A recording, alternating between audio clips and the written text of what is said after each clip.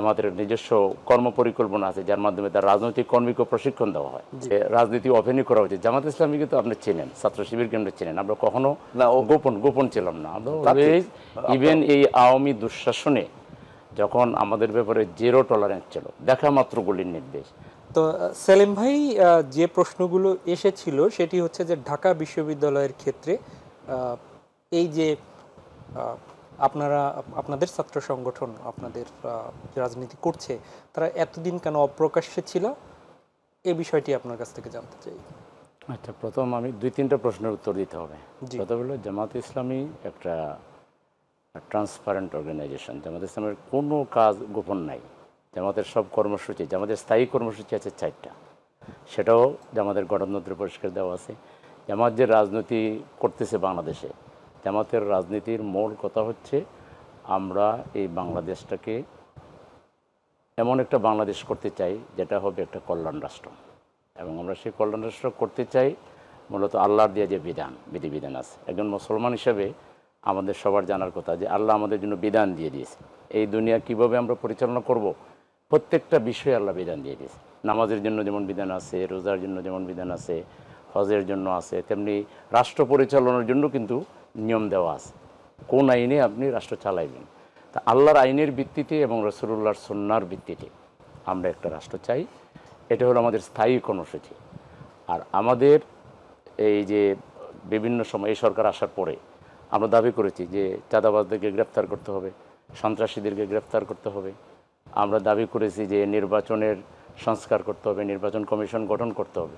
আমি যে কথাটা মাঝখানে বলেছি যে আমাদের একটা লিখিত দাবিও আছে, যেটা এই সরকারের কাছে আমরা প্রকাশ করব শীঘ্রই যখন দেখা হবে। সেই জন্য আমি বলছি যে ওই দফাগুলো আমি এখন প্রকাশ করছি না।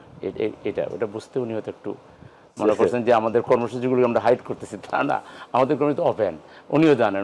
উনি যেটা বলছে যে আপনাদের কাছে কমিটি দিল ছাত্র দল, আচ্ছা ওইটা বলছি আমি। আপনার আগের কথার একটু মাঝখানে একটু আপনি একটু ইঙ্গিত করে যে কথা বলেছেন যে রাজনীতি ওপেনই করা উচিত। জামাত ইসলামীকে তো আপনি চেনেন, ছাত্র শিবিরকে আমরা চেনেন, আমরা কখনো গোপন ছিলাম না। আমরা ইভেন এই আওয়ামী দুঃশাসনে যখন আমাদের ব্যাপারে জিরো টলারেন্স ছিল, দেখা মাত্র গুলির নির্দেশ, আমরাই একমাত্র সংগঠন যে তারপরও তাদের রক্তচক্ষুকে উপেক্ষা করে প্রকাশ্যে দিবালোকে গণজামায়াত করেছি, মিছিল করেছি, সমাবেশ করেছি, সফলভাবে করেছি।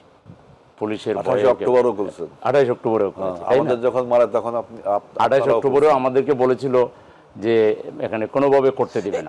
এইটি আমরা প্রশ্নটা নিলাম হেলাল ভাইয়ের কাছ থেকে। 28 অক্টোবরে বলেছিল কোনোভাবেই করা যাবে না, কিন্তু জামাত ইসলামী বলেছে যে আমরা করব, এবং আমরা করেছি আলহামদুলিল্লাহ। আমরা 28 অক্টোবরের প্রশ্নের জবাবটা আলাদা করে নিব, আমি একটু শেষ করি।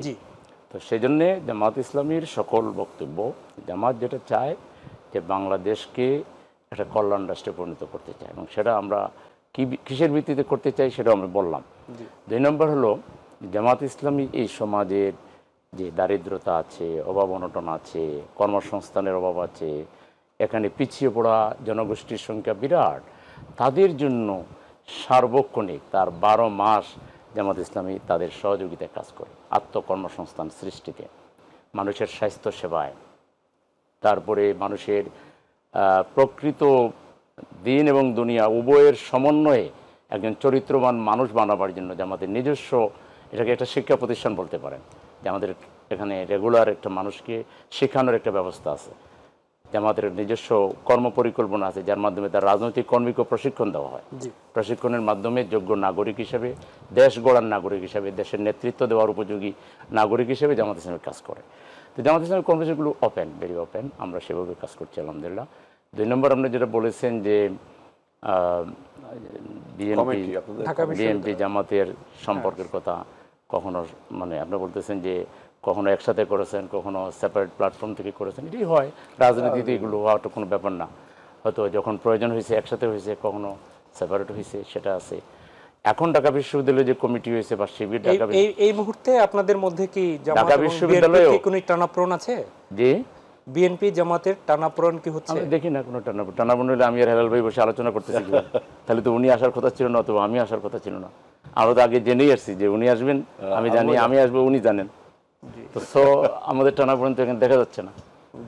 ব্যাপারটা হলো রাজনীতি তো বিএনপি একটা রাজনৈতিক দল, জামাত একটা রাজনৈতিক দল, দুইটা দলের মধ্যে কিছু গ্রেটার ইন্টারেস্টে আমাদের একসাথেও আমরা পথ চলেছি, আবার সেপারেটলিও আমরা পথ চলেছি। এগুলা এটা রাজনীতির একটা সৌন্দর্য, এটাকে সম্পর্কের অবনতি বলে সেলিম ভাই, কোনো এটা ধরনের